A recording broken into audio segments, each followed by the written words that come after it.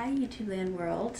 This is going to be an update video because I haven't made an update video in a long time. So basically in my last video I was telling you that I was potentially going to start the methotrexate, which can sometimes be in pill form or it can be in the form of self-injections.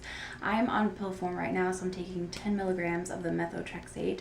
So basically what we're trying to do right now is find a medicine that I can be on, or I guess a group of medicines that I can be on that will allow me to wean off of the prednisone and stay fairly symptom-free for hopefully a very long time. Problem is, I was able to wean off of the prednisone while taking methotrexate. I take 10 milligrams once a week, and I'm still taking all my other medicines and my IV infusions, which we doubled my last Remicade infusion, and I got my last Remicade about 6 weeks ago, so I'm gonna have another one in the next week or two. And so basically, I was able to wean off of the prednisone while being on the methotrexate. But then about 2 weeks later, my symptoms came back and my doctor's like, all right, back on prednisone. So I am back on a full dose of prednisone, and I'm diminishing 5 to 10 milligrams every 5 days. Weaning off of prednisone sucks horribly because there's all sorts of side effects and it's really horrible. Basically, so the prednisone, I am on that. I'm still not taking the methotrexate, but we're either thinking of making my methotrexate dose higher, which would mean I'd have to give myself shots every week, and that would suck. But the problem with the methotrexate is it's giving me weird symptoms of bone pain, and that's usually a bad thing. So we're still kind of deciding if we're going to up the methotrexate or if we're going to stop taking the methotrexate, maybe try 6-MP or maybe try something else. But that's not working as well as we hope, because every time I stop taking prednisone I end up in a flare-up, and I've been on prednisone for about over a year, which kind of sucks. But it's quite the journey.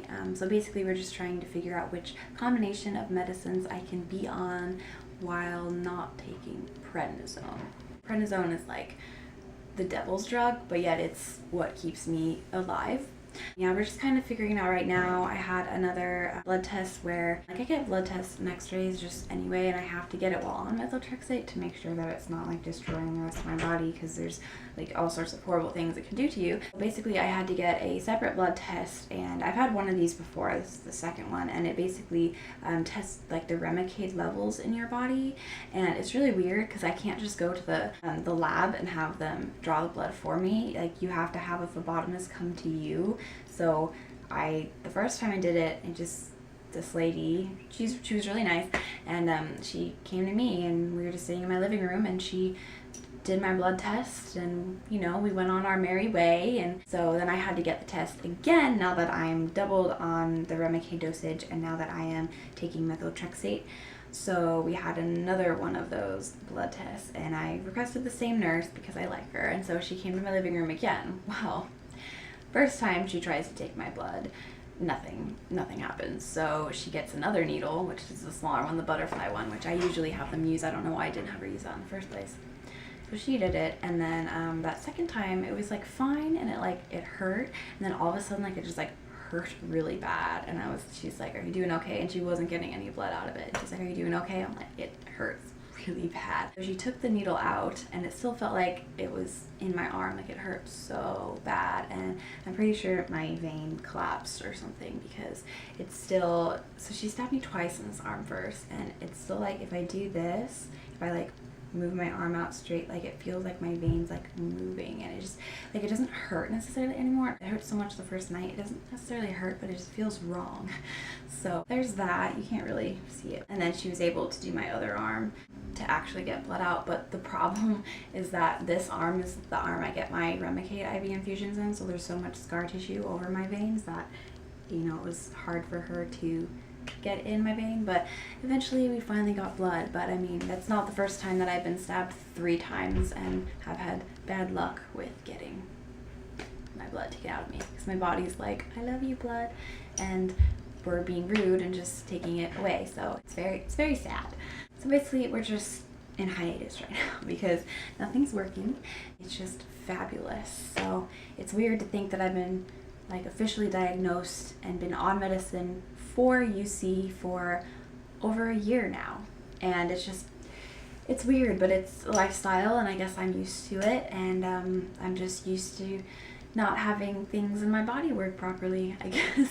That's me. I mean, life throws curveballs at you, and you just have to be strong. That's, I guess, like an update video for me. I know it might, like, not that special, but that's basically what's going on right now. We're just trying to figure out a way to get off of prednisone, and if 30 pills a day, IV infusions, and self-injections are what it's going to take, then that's what we're going to do. I know I keep telling myself if I have to deal a few more years with nothing working, I'm just going to get that colon out of there, because my body doesn't want it, and so I don't want it. And I feel sorry for it because my body's just like beating up on it. It's like bullying is going on in my body, but I'm just like, I guess I don't need it. Yeah.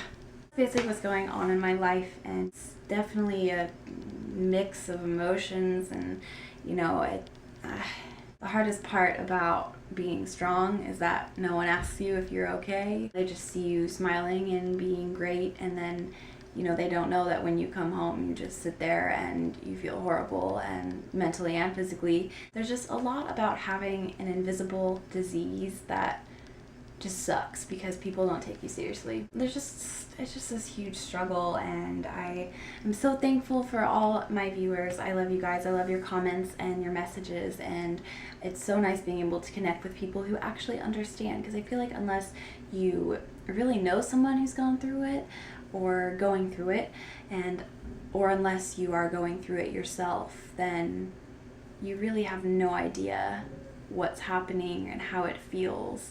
And so many people just take being healthy for granted, you know, and I don't just have ulcerative colitis, I deal with asthma and like some other things, and it's just, you know, it's a lot to deal with, especially being in school and trying to live a normal life and trying to go hang out with your friends, but sometimes you can't do what you wish you could do, and sometimes it's easy to just say I'm done and I'm gonna go home, but I got here and I'm gonna go forth from there.